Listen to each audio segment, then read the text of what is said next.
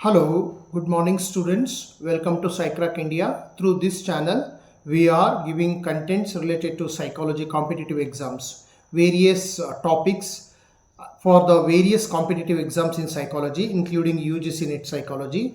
Apart from that, we are also giving contents to Central University eligibility test for undergraduate and postgraduate. So for those who are preparing for research, we are also giving content and foundation course for the research psychology research exams like doctorate and MPhil entrance also. So in this YouTube channel, we are giving all kind of competitive exams conducting in India. Contents are very trend in nature. तो आप लोगों ने इसका utilise कर सकते हैं. जो language हमारा रहेगा बोथ हिंदी एंड इंग्लिश में हम लोग इसको कर रहे हैं. तो अभी हम लोग जो बात करने जा रहे हैं आज मेरा, आप यदि आप लोग नया है इस चैनल के लिए आप शेयर कर लीजिएगा फ्रेंड के साथ और सब्सक्राइब कर लीजिएगा. अगर आपको वीडियो पसंद है तो लाइक भी कर लीजिएगा. सो ये हमारे लिए मोटिवेशन होगा आगे का अच्छी वीडियो बनाने के लिए. तो ऑलरेडी आप हमारा वीडियो अलग अलग कंटेंट से बनते जा रहे हैं. आप लोग जाके हमारा डिस्क्रिप्शन बॉक्स में देख सकते हैं या प्लेलिस्ट में जाके उसको आपको फ्रेंड के साथ भी शेयर कर सकते हैं. तो आज हम बात कर रहे हैं वो इम्पॉर्टेंट टॉपिक है जो खास करके जो हमारा पेपर 1 में जो सब लोग हम सोचते हैं पेपर 1 जो होता है. तो हमारा यूट्यूब चैनल में अभी हम शुरू कर दिया है. यूट्यूब चैनल की जो मेन हमारा कंटेंट रहेगा पेपर 1 का भी रहेगा. तो पेपर 1 के लिए हम लोग अलग अलग टॉपिक लेके अलग अलग कंटेंट्स को लेके करेंगे. तो ये पेपर 1 को अगर यदि साइकोलॉजी का जो भी ऑलरेडी ले रहे हैं यूजीसी नेट का, तो अलग पेपर 1 जो भी एग्जाम्स पेपर 1 आता है उसको भी हम लोग तैयारी कर रहे हैं. तो चलिए हम पेपर 1 में थोड़ा नज़र डालेंगे कि पेपर 1 हमारा सक्सेसफुल होने के लिए क्या क्या रीजंस हो सकता है. तो paper 1 is very very important for our UGC NET psychology exam है. या कोई भी आप पेपर 1 होते हैं तो जनरल पेपर होते हैं, तो general paper is very very important है. तो इसके लिए हम लोग क्या कर रहे हैं, इसके लिए हम लोग पेपर 1 का जो हमारा स्ट्रैटेजी भी बताएंगे. पेपर 1 क्यों इंपॉर्टेंट है, पेपर 1 का मतलब क्या होता है. पेपर 1 में जितना हम पेपर 2 को इम्पोर्टेंस देंगे उतना पेपर 1 के लिए देंगे, क्योंकि मैंने बहुत स्टूडेंट्स को देखा है पेपर 1 को नज़रअंदाज कर देते हैं. तो यही एक इम्पॉर्टेंट है. कई बार आपको रैंकिंग करने में पेपर 1 का बहुत इंपॉर्टेंट होते हैं. तो पेपर 1 में जो 10 एरियाज है, जिस तरह से पेपर 2 में 10 एरियाज होता है, तो पेपर 1 में सबसे इम्पॉर्टेंट जो पॉइंट होगा, सबसे इम्पॉर्टेंट पॉइंट पहले मैं पॉइंट वाइज बताऊंगा. तो पहले आपका जो इम्पोर्टेंस है, जो वेरियस है 10 एरिया से, मैं आपने पहले ये पता करना है, you have to identify which is your weak areas. जो खास करके जैसे मैं साइकोलॉजी हूँ, साइकोलॉजी में मेरा जो most of the areas cover होता है टीचिंग एप्टीट्यूड, क्योंकि टीचिंग एप्टीट्यूड कहीं ना कहीं टीचिंग साइकोलॉजी में आती है.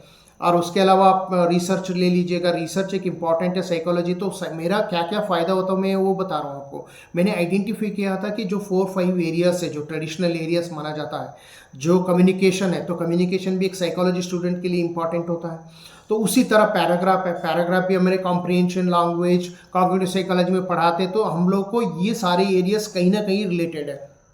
Even some extent logical reasoning भी हमारे लिए बहुत इंपॉर्टेंट होती है. अब हमारा बात आती है, हमारा सबसे इंपॉर्टेंट बात आती है, वो है हमारा कुछ नॉन ट्रेडिशनल एरिया, जैसे कि फॉर एग्जांपल मैथमेटिकल रीजनिंग है. तो मैथमेटिकल रीजनिंग आप क्या कर सकते हैं. देखिए आप थोड़ा वीक है मैथमेटिकल रीजनिंग में, ह्यूमैनिटी स्टूडेंट है, तो मैथमेटिकल 5 क्वेश्चंस आते हैं, डेटा एनालिसिस का 5 क्वेश्चंस आते हैं. तो कोई बात नहीं, उसके लिए आप सेपरेट एफर्ट डालिए, कोई बात नहीं. जितना मार्क्स आ जाएगा उसको आप ज़्यादा उसमें चिंतित नहीं होने की ज़रूरत है. तो अगर मान लीजिए 15 एरिया जैसे लॉजिकल रीजनिंग है, जो लॉजिकल रीजनिंग है, मैथमेटिकल रीजनिंग है, और मैथमेटिकल क्वेश्चंस जो आते हैं क्वांटिटेटिव रीजनिंग जिसको हम कहते हैं, और डेटा एनालिसिस है, ये तीनों सेक्शन में आप 15 आउट ऑफ 15 क्वेश्चन में 8 to 9 क्वेश्चन भी ले लिया आपने, कर लिया. तो बाकी जो 10 सेक्शन मान के चलिएगा, 10 मार्क्स उस सेक्शन में आ रहे हैं, तो बाकी 7 सेक्शन आपको बच जाता है.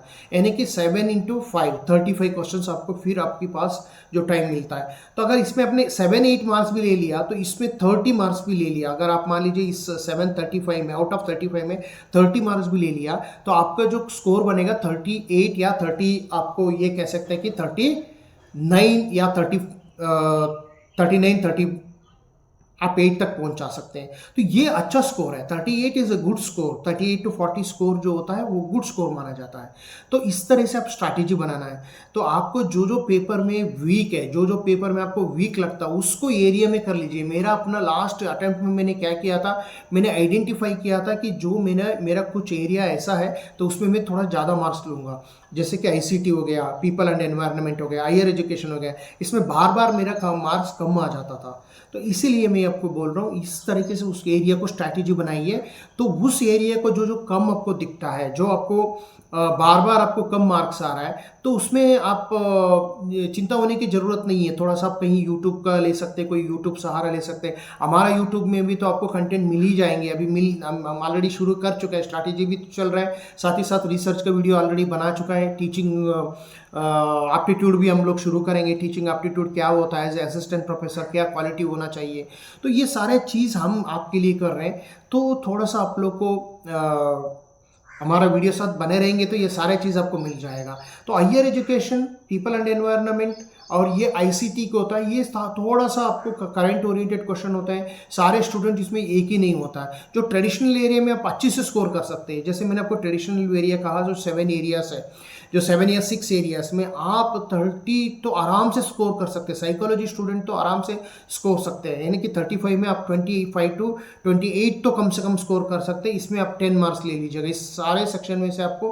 तो यानी कि 35 to 40 स्कोर करना बहुत आसान है पेपर 1 में, यदि हम लोग स्ट्रैटेजी को अपनाया।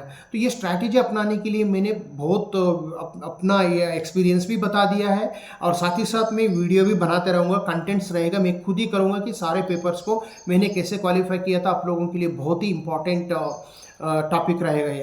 तो ये ऑल इंडिया लेवल स्टूडेंट्स के लिए भी इजी होगा, हिंदी मीडियम में या कोई भी स्टूडेंट है, इवन आपने कोई रीजनल लैंग्वेज, कन्नड़ा हो गया, इंग्लिश, हिंदी, मराठी, जो भी लैंग्वेज में, तो स्ट्रैटेजी एक ही रहेगा। समझने के लिए कोशिश करेंगे, थोड़ा बहुत तो लैंग्वेज समझने की कोशिश करेंगे, तो आपका बिल्कुल ऐसा ही रहेगा। आपकी कोई चिंता करने की ज़रूरत नहीं है। जो स्टेप बाय स्टेप हम जाएंगे, एक एक वीडियो को हम करेंगे, टीचिंग एप्टीट्यूड किस तरीके से करना है। तो पहले अपना एटीट्यूड चेंज होना चाहिए पेपर 1 में। जिस तरह से आप एटीट्यूड चेंज करेंगे पेपर 1 में, तो आपका रिजल्ट आना शुरू हो जाएगा। क्योंकि बहुत ऐसे स्टूडेंट है पेपर 1 को नज़रअंदाज करते हैं। पेपर 2 में भले वो अच्छा है, अभी पिछले मेरा अभी यूजीसी नेट हुआ था, उसमें पेपर 1 में स्टूडेंट्स बहुत अच्छा परफॉर्मेंस नहीं किया था, पेपर 2 में बहुत अच्छा किया था। बहुत लोगों ने कम मार्क्स में मिस हो गया, तो उसका रीज़न था उन्होंने पेपर 1 को नज़रअंदाज किया था।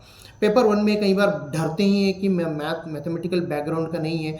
कोई बात नहीं, मैंने भी मैथमेटिकल बैकग्राउंड का नहीं था। मैंने तो आपको पता है कि मैंने तो एक आध दो कुछ मार्क्स मैंने तुक्का ही लगाया था जो मैथमेटिक्स जो पेपर था, क्योंकि मेरे पास इतना टाइम नहीं था, मैं इन्वेस्ट भी नहीं कर सकता था ज़्यादा टाइम। मुझे पता था कि डेटा एनालिसिस में मेरा इतना क्वेश्चन ठीक होने वाला नहीं है। आपको 5 में आउट ऑफ 5 में मैंने कम से कम 2 या 3 मार्क्स तो मैं आसानी से लेता, मैं उसको ज़्यादा टाइम इन्वेस्ट नहीं करता। तो ऐसा सिचुएशन में आप लोग को ज़्यादा टाइम इन्वेस्ट नहीं करना है। अगर आपको ज़्यादा नहीं है, जितना आ सके उतना कर लीजिए, लेकिन जिसमें आपको एडवांटेज है, जिसमें आपको एडवांटेजेस है, उस सेक्शंस में आप ज़्यादा जोर दीजिए। यही आपका स्ट्रैटेजी रहना चाहिए। अगर आप 35 to 40 मार्क्स लेना चाहते हैं, यही स्ट्रैटेजी आप लोगों को रहना चाहिए। नहीं तो आपको क्या होगा, आप लोग कहीं क्वालिफाई नहीं कर पाएंगे। तो इसलिए तो टीचिंग एप्टीट्यूड के लिए आप लोगों को वीडियो आप कमेंट में बताइएगा कि हमने कौन सा पेपर पहले शुरू करें, टीचिंग एप्टीट्यूड शुरू करें या आप हायर एजुकेशन को शुरू कर ले, जो आपके ऊपर है। ऑलरेडी हमारा स्टूडेंट्स साइकोलॉजी में ऑलरेडी हमारा एक टीम बना चुका है, और कम्युनिटी में भी हम लोग क्वेश्चंस आपको दे देंगे अच्छी तरह से। कम्युनिटी में हम लोग साइकोलॉजी का हर दिन 5 क्वेश्चंस डाल रहे हैं। सेंट्रल यूनिवर्सिटी एलिजिबिलिटी टेस्ट को भी ये मदद होगा। हम क्वेश्चंस ऐसे बना रहे हैं जो टफ भी क्वेश्चन हो और इजी भी हो, क्वालिटी क्वेश्चन हो, 3 कैटेगरी का क्वेश्चन सब बना रहे हैं। तो भाई आइंदा हम लोग ऐसा ही शुरू करेंगे जो आप लोगों के लिए बेनिफिट होगा। तो बेनिफिट के लिए आप तैयार रहिएगा। जो क्वेश्चंस होंगे, जो क्वेश्चंस आपकी कोई क्वेश्चंस आपको प्रॉब्लम हो रहा है, तो मुझे आप पर्सनली कॉल कर सकते हैं, या स्ट्रैटेजी के लिए पर्सनली कॉल कर सकते हैं, या पर्सनल मेंटरिंग में हमारा शुरू हो चुका है। पर्सनल मेंटरिंग का फ़ायदा ले रहे हैं स्टूडेंट्स आप लोग। अगर यदि ऐसा है तो मुझे फ़ोन ऑन करके कर सकते हैं। यदि हमारा यूट्यूब है, यदि आप लोग को नहीं है, अफोर्ड नहीं कर सकते, यूट्यूब में ही काफ़ी हमारा यूट्यूब आप फॉलो करने से काफ़ी मदद मिल सकता है आप लोगों के लिए। जो स्ट्रैटेजी हम लोग, हर एक स्ट्रैटेजी को हम लोग डिस्कस करेंगे और हर दिन आपने वीडियो हमारा बनते रहेगा, यानी कि अपने अल्टरनेटिव डे या वीडियो तो आपको बने ही रहेगा, उसमें कोई डाउट नहीं है। तो आप लोग आने वाले दिनों में हम लोग वीडियो बनाते रहेंगे इस चीज़ के लिए, जो जो स्ट्रैटेजी के लिए आप तैयार रहिएगा। और थैंक यू सो मच। अभी ये चीज़ बनाना था, हमें अभी टीचिंग एप्टीट्यूड का हमारा पेपर बनने वाला है। थैंक यू सो मच आप लोगों की सपोर्ट के लिए।